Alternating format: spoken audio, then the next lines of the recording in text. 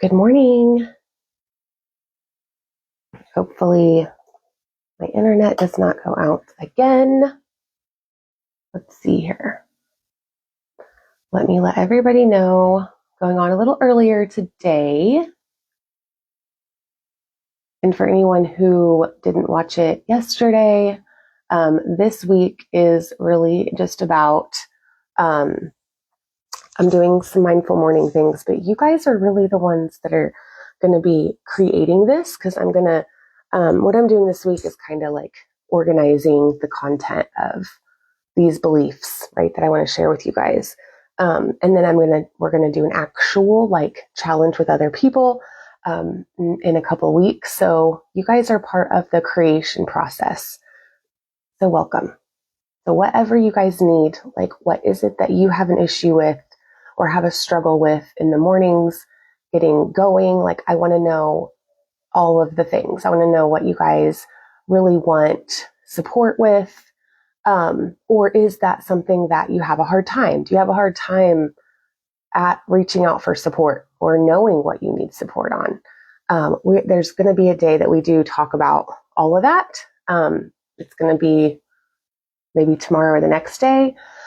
But good morning, Janelle. So what I was just talking about, I don't know if you heard me, but like I am using this week, I'm going to going live every day, sharing these beliefs, talking about NLP, really rewiring the brain.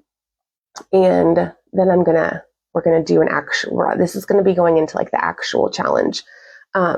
But you guys that are already in here and you show up, like I want to make these for you and to help you and to be the most supportive space and whatever that looks like for you, what you need. If you have an issue with knowing what you need, that's okay. Stick around. I'm going to help with that in a little bit. But today, first, let's go back over yesterday. I wanted to share a little bit more about what the presuppositions are. When I was rewatching it yesterday, like I introduced that word to you guys. And again, this is kind of advanced. This is an advanced concept that if you have not done the foundational work of knowing how to observe your thoughts, knowing how to name your emotions, knowing how to observe your behaviors and your habits, being able to be present, if that's something that's difficult for you and you're still like, I really don't know how to do that, you can still be here in this week. Be here, please, because you totally can be here. However, and I'm going to do something here in a second to kind of like, it doesn't have to be complicating. All you have to do in the morning is just, we're going to take a deep breath together. We're just going to ground together. And that is something you just do constantly throughout the day and focusing on one thing at a time. It's about slowing down your brain and your body. And like, if you're go all the time, it's a trauma response. Probably it is a trauma response, right? When we're not able to slow down. And that's okay too. It's really about just holding a space of acceptance for yourself for however you are right now. There is no way you need to be. But why I wanted to do a week of kind of an advanced concept and not, like a step up from knowing how to do a mindful morning, knowing how to get present. You have been doing this for a while, is because I feel like that's important to do. Once you know how to do it, once you know how to be present, once you really you're living a mindful life as much as possible, right? We always have to come back to we always have to be reminded, which is why I'm here. And that's why I have this group. So I get reminded myself. So to get present, let's just take a breath and just stop and take a breath. I lit some incense. I have today, let me show you, I have a couple different crystals today. Here's my bag that I have in my car usually, or it's like my to-go crystal bag. Hold on, did I invite Darla? Let me see if I did. Yes, I did. Okay. I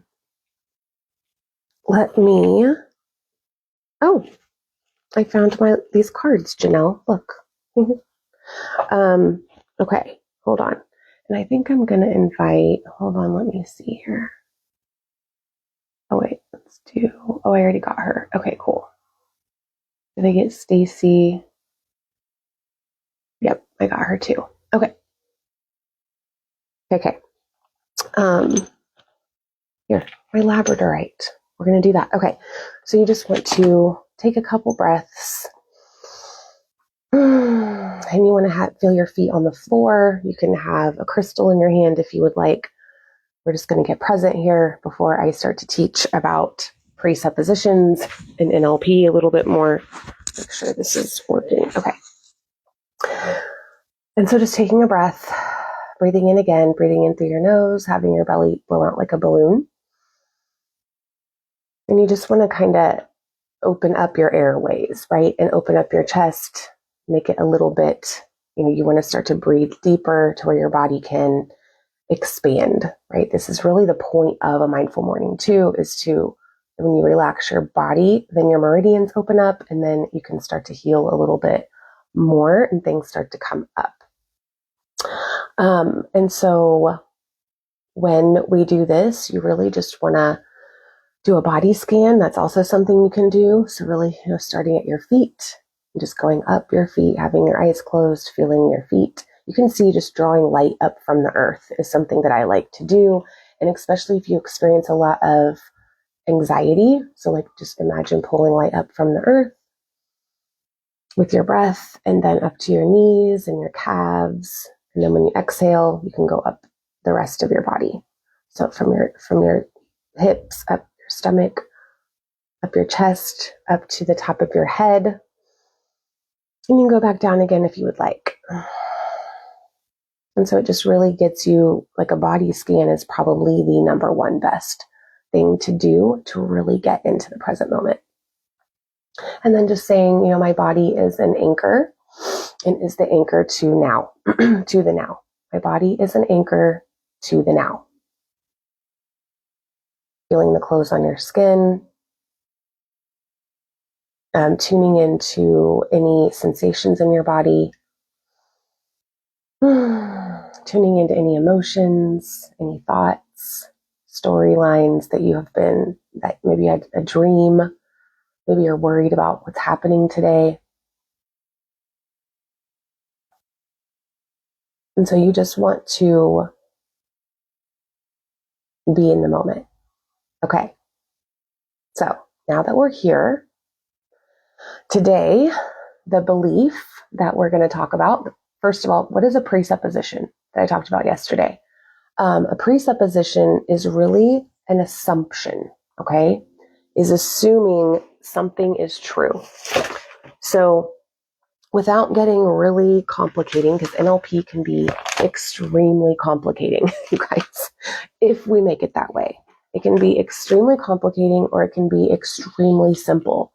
But as humans who have been conditioned, for me, NLP was it was so confusing for me in the beginning. And anyone that's done it, probably, I'd love to know what your thoughts are on it. But it was very difficult in the beginning for me to understand, okay, what is happening here? We're talking about the brain and the mind and as if it's not part of me. And so yesterday, the goal or the mindful practice all day was to see how much you identify with your mind, and starting to see a separation there instead of being so connected with my mind is me or my emotions are me, right? But also the belief was everybody is doing the best that they can with the resources and knowledge available to them. That was the belief that's the powerful belief that changed my life around being able to have more compassion for people instead of judgment as well. Again, if you come tomorrow night, if you come at 7:00 tomorrow night to the Zoom, we're going to go way deeper into all of these beliefs. But I only want you to focus on a couple things during the day instead of it being all these things, right? I really want to try to simplify those. But I wanted to explain to you what a presupposition is because I think it's important.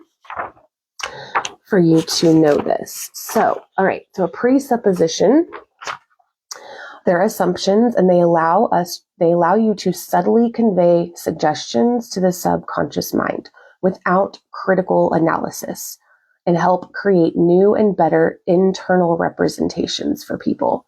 And an internal representation is like how we see people, okay? What we judging them, what we're assuming about them automatically. So for example, like with homeless people, I am working on an internal representation right now of when I see a homeless person, I connect that with lazy. I know nobody's going to judge me, but like, no judgment. But that is truly what my internal representation of, you would think that's just an assumption. That's my judgment of them. Isn't bad or good. It's just, that is how I see them. That's how I internalize that. Now, is that because I'm projecting something? I don't know. Is that because I have a shadow I need to work? Maybe lazy is a shadow I need to work with. But whatever it is, regardless, when you start to have these new assumptions, these presuppositions, these beliefs that I'm teaching you guys this week, when you start to use these, it softens up so I look at that homeless person and I'm like, that person is doing the best they can with the resources and knowledge available. And that softens the energy, right? If you can feel that. And so the person who proved this in the 1980s, his name was Dennis Waitley, that the subconscious mind doesn't know the difference between something imagined fully versus something that happens in reality. So if we tell our mind that the sky is purple, it's going to believe that, right? And so the more that our language can get people to see, hear, and feel the desired outcome that is best for them, which is NLP is a coaching tool, by the way, but for ourselves, if our language can help us to see, hear, and feel our desired outcome that is best for us, the more likely we are to contemplate to get to that outcome. Okay. And so presuppositions are the most powerful way to assume the outcome, to assume the great thing that's going to happen, right? To assume whatever it is. So presuppositions also tend to displace resistance, right? They displace our resistance to things. So if I say, buy this sweater, you're likely to have some resistance to that direct commanding suggestion. So like yesterday when I was like, today you guys do this, and I changed it to, I suggest you do this. But if I say, have you heard how easy it is to buy this sweater? It takes emphasis off the embedded suggestion in the sentence and places the focus on your awareness of how easy it is. All right. And so anyway, presuppositions are ways to begin to reprogram the subconscious mind. Okay. Into not being so emotionally tied to what, like changing our internal representations. I know a lot of that was like a lot of jargon. You're probably like, I have no idea what you're talking about, but please stick with me. Understand that this is truly like the reason why this is difficult to comprehend is because NLP is truly the language of the subconscious mind. So, and the subconscious mind is something that we're not aware of. So it's hypnosis. It's hypnosis through words. It's us restructuring the structure of our subconscious mind, our brain, through language. And so these beliefs that I am sharing with you this week is that's why they're so powerful, right? On a subconscious level, they're changing the way that you see and internalize things. So today, for the belief is there is no failure, only feedback. And this belief has changed my life and helped me so much to move through failure. So let me know how many times have you guys, or are you stuck on something right now that you failed in and you therefore have not moved forward because you're like, no, I failed in it. I can't do that because I failed. I have a story for you, and it's very vulnerable. So Just a second and I'll tell you. But if I did not have this belief, and I don't have it right away, right? When we fail at something, we learn that we fail at something. It's a hard, like to our ego, right? But if you look at it a little differently, because that is what we're doing, right? And this advanced portion of this is, so every result gives us information, right? So when we remove the label failure, right, we unlock resilience and resourcefulness. Remember how I said in the beginning that if you struggle at asking for support or knowing what you need, we're going to talk about that in another belief, either tomorrow or the next day, right? Is that to find those things. What is it I need support in? But so I want you to bring up one failure that you're holding on to. Think of something that you have failed in, that you are holding on to, that you haven't, that's just kept you stuck. So, you guys ready for my big failure that I just learned yesterday? And that is, I literally failed my first class for college, you guys. Literally failed. Found out yesterday I failed my first class. And I've never failed a college class, by the way. So, of course, immediately I'm like, okay, wait a minute. Because they're 6 weeks, 5 weeks actually. They're all online. There is no human interaction. It is way different than when I went to college, right? 15 years ago. I don't know how I like it right now, but it's completely like there was no discussion. There was no live class ever. The teacher was like, everything's due at the end of the 5 weeks. Like it doesn't have to, and I'm just like, oh my God, that's horrible, because I know that if I'm not held accountable, I can easily wait until the very last minute to do all of the work. The more I'm talking about it, I'm just like, oh my God, because there was so much, so anyway, the assignments tab that I thought were the only assignments I was being graded on apparently were not only what I was being graded on. So I was like emotional, I was angry, right? But then I stopped and I did my practice, right, of doing this, which I want to make sure, okay, doing my practice, working with NLP with my belief of there is no failure, there's only feedback. There's only feedback of information.